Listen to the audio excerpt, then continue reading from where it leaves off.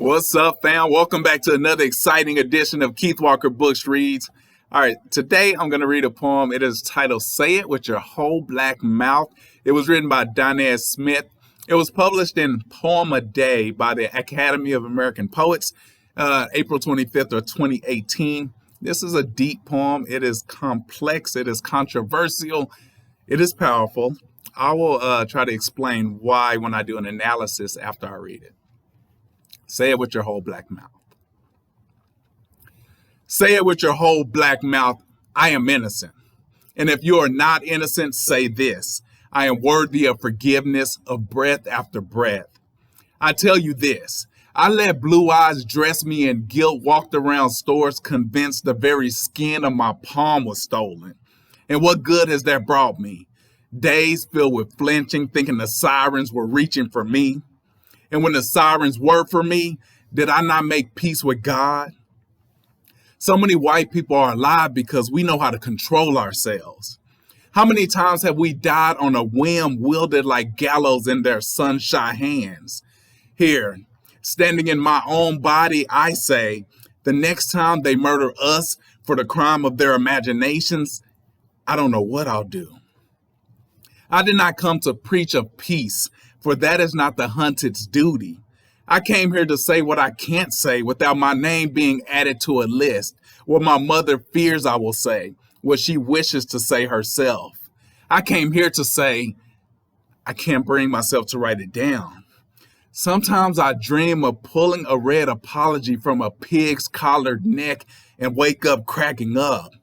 If I dream of setting fire to cul-de-sacs, I wake chained to the bed. I don't like thinking about doing to white folks what white folks done to us. When I do, can't say. I don't dance. Oh, my people, how long will we reach for God instead of something sharper?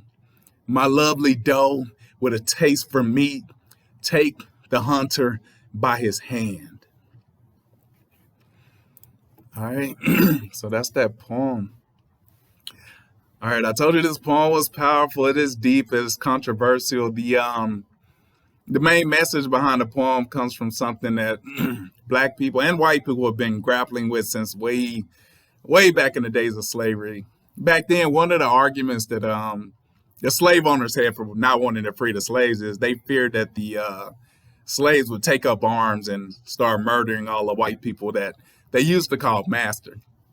So we all know that high level of revenge never really happened, not on a mass scale at least, but it was a fear, and it was a thought that a lot of ex-slaves had. I mean, why not? They did horrible things to their slaves.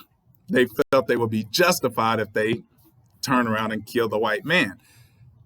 But that line of thinking just wasn't going to work. You know, they would have came in with the U.S. government. They would have just wiped them all out. So the thought of doing it never materialized, but it still persisted. All the way through the civil rights movement, you had civil rights leaders like Malcolm X versus Martin Luther King. We all know Martin Luther King, he thought we should go for the nonviolence type of protesting. And Malcolm X thought that if they kill one of ours, we are justified in taking up arms and killing one of them. It was the police in particular back then.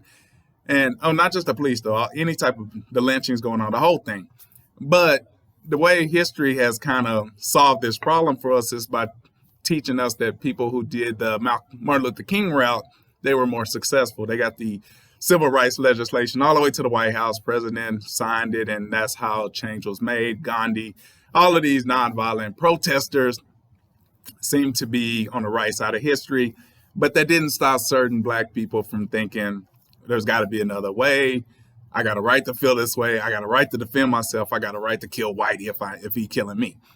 Black Panthers is another example of this. They took up arms. They had shotguns. They got wiped out. I mean, the police came in. They used the whole power of the police departments, of the government, FBI, everybody. They just come down hard on Black people if they try to rise up in a violent manner. So with that in mind, this poet, he's grappling with some stuff that's making him feel guilty for feeling the way he's feeling. Like it'd be kind of like if you're in an abusive relationship, you're a woman and you decide you need to kill your husband or your mate because he's beating you every day, and you got a right to feel like you need to kill this man, just like Color Purple. Celie, she was treated rough, but even the thought of killing Mister in a movie, in a book, it made her feel real guilty. I mean, you can't do that. But anyway, so this poet articulates those thoughts. He does so beautifully. I love his thought process. I love the way he wrestles with it. In line 2, he says, and if you're not innocent, say this: I'm worthy of forgiveness, or of breath after breath. I think that's a take on one of the Black Lives Matter slogan, I can't breathe, because many times when the police put people in chokeholds, George Floyd, they can't breathe. So they literally take their breaths, even if they're innocent or even if they're not innocent. I love the line where he says, I let blue eyes dress me in guilt, walked around stores convinced the very skin of my palm was stolen. That's a beautiful line right there. Black people, we have dark skin except for on our palms and the bottom of our feet. So just looking at the palms, like, damn, you got me feeling like even that's stolen from you. I love the personification in this line. What good has that brought me? Days filled with flinching, thinking the sirens were reaching for me. Beautiful personification. And the next line starts getting you into this mind state that we feel. And when the sirens were for me, did I not make peace with God? That's a sad realization, and most people don't even understand it. Just when we hear sirens, we gotta, make peace, because this could be it for us. Just because a cop is behind us, you never know how this is gonna turn out. And then next line, he pretty much lays out what this poem is about. So many white people are alive because we know how to control ourselves. That is a powerful, powerful line. I know it probably makes white people feel uneasy to think that, but it is true. It takes a lot of, think about the video. You saw the George Floyd video. You saw these people standing around telling them, let that man breathe, telling them this man is dying, get off his neck, get off his neck. They stood there for 9 minutes watching this happen, but nobody charged in and attacked the cops. So that line resonates. So many white people are alive because we know how to control ourselves. Even though you're not being in control of yourself, you're doing something, you're killing this man. We're controlling ourselves, which is a very interesting thing. When he says, I did not come to preach of peace, for that is not the hunter's duty, that line just resonates with Malcolm X. It's not my job to tell you to be peaceful, because we are the ones that are being hunted. It is not the hunted's duty to preach of peace. And then he says, I came to say what I can't say without my name being added to a list.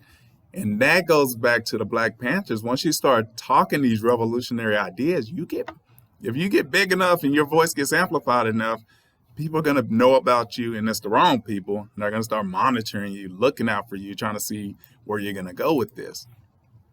He says, I came here to say, but then he stops and says, I can't bring myself to write it down.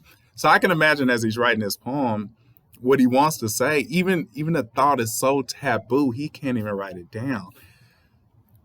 The darkest line probably in here is, sometimes I dream of pulling a red apology from a pig's collared neck. So pulling a red apology, this is beautiful imagery and metaphor. The only thing that can come out of somebody's neck that would be red would obviously be blood.